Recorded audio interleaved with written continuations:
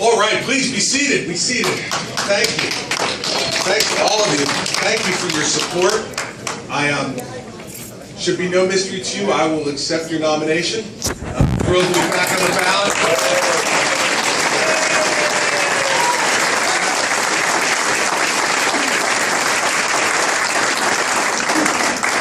And I want to make something very clear. We've got less than 8 months to go to Election Day, and I intend to work even harder than we worked 4 years ago because I want our victory to be even bigger, up and down the ticket. We need guys like Chris Connors and Jim Holzappel. I need more of them in the New Jersey State Senate. And with your help and your votes and your support, you know what I'd love to have? Tom King Jr. is the Senate President, and John Bramnick is the Speaker of the Senate.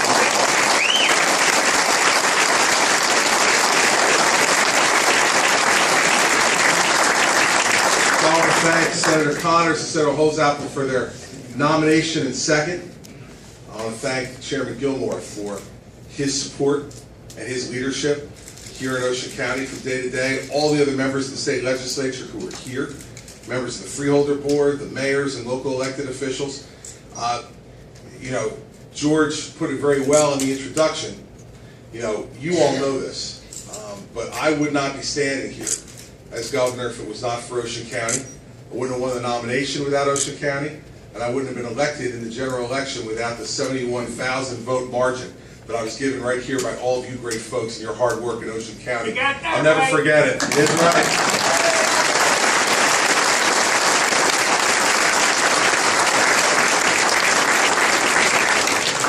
And you know, we have a lot of work to do. We have a lot of work to do in this state, especially here in Ocean County. Here in Ocean County and Monmouth County, the events of 5 months ago are in everybody's minds right tonight. The families that we all know and care about who are still without a home. The beautiful places throughout this county that were destroyed on October 29th that need to be rebuilt. Let me tell you, if there was ever any doubt in my mind that I was going to run for re-election, that doubt ended on the Tuesday morning, October 30th, when I saw what that storm did to my state and your state. And I said to Mary Pat that morning, we've got a job to finish, and we're not going to be able to finish it the next year. We're going to need a few years to finish this job, but let me tell you this. We are bigger, better, and stronger than that storm, and we will rebuild, and we'll be better than we ever were before, and I'm committed to standing right next to you and rebuilding it with you.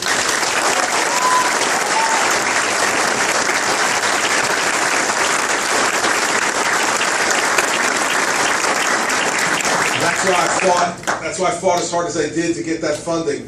That's already starting to flow here to Ocean County. It will flow here even more. And it was great to have as a partner your congressman, guy who did an extraordinary job fighting on the floor of the House of Representatives for this. Not only Congressman Chris Smith, but Congressman John Runyon who's here tonight. John, thank you for your support.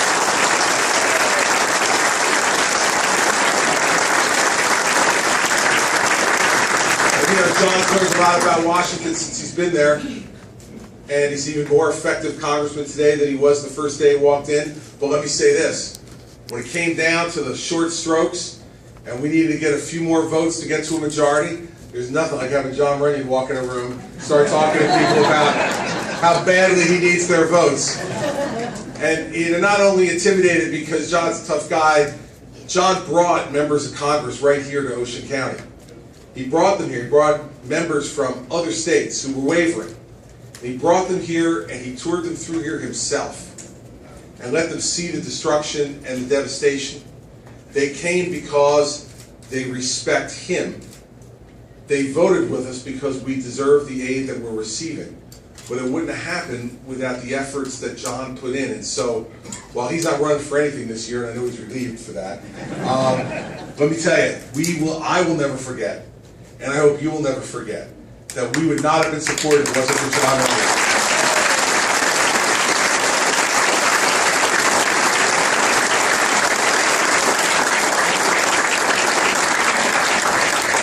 So now it's time to work together to make the most of the opportunity we've been given. It was thrust upon us. An awful circumstance was thrust upon each and every one of us and the people that we represent in this room, but now it's an opportunity. It's an opportunity to rebuild our state even stronger and even better. It's an opportunity that we never would have hoped for, but I think are strong enough to be willing to accept. And that is that we need to work together, all of us together, Republicans and Democrats. We need to work together to make sure that we rebuild our state. Because the beauty and the majesty of this part of our state needs to be taken care of for the next generations. It was a gift to us, and we now need to make it a gift to the next generations as well. Now, we're going to have an election, and it seems like the Democrats have already settled on their candidate. So let's talk about her for a couple minutes. Senator Barbara Buono, 18 years in the state legislature. And let me tell you, everybody, if you thought the choice was stark between me and John Corzine, you ain't seen nothing yet. Senator Barbara Buono has voted 172 times to raise your taxes during her career in the legislature.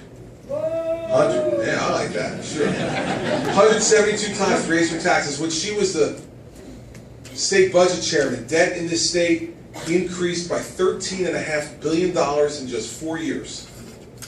When she was state budget chairman, unemployment doubled in the state of New Jersey.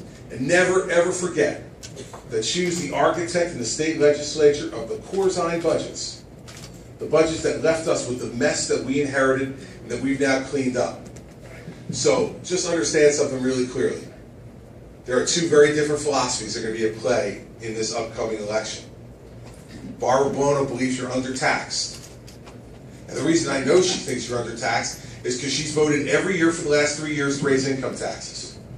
I believe you're overtaxed and deserve a tax cut.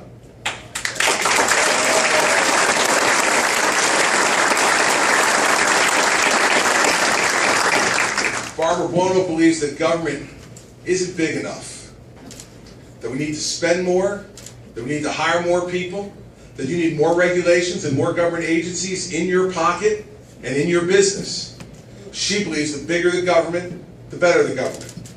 We promised you 4 years ago that we would make government smaller. And you remember some of the folks in the editorial board said, well, that's not specific enough. He wants to be governor, should be more specific. Well, let me be specific with him then.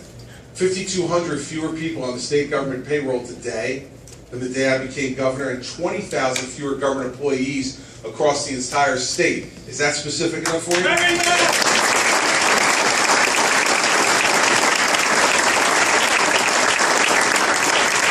And I inherited a pension system that was $67 billion underfunded, and a health care plan that was $42 billion underfunded.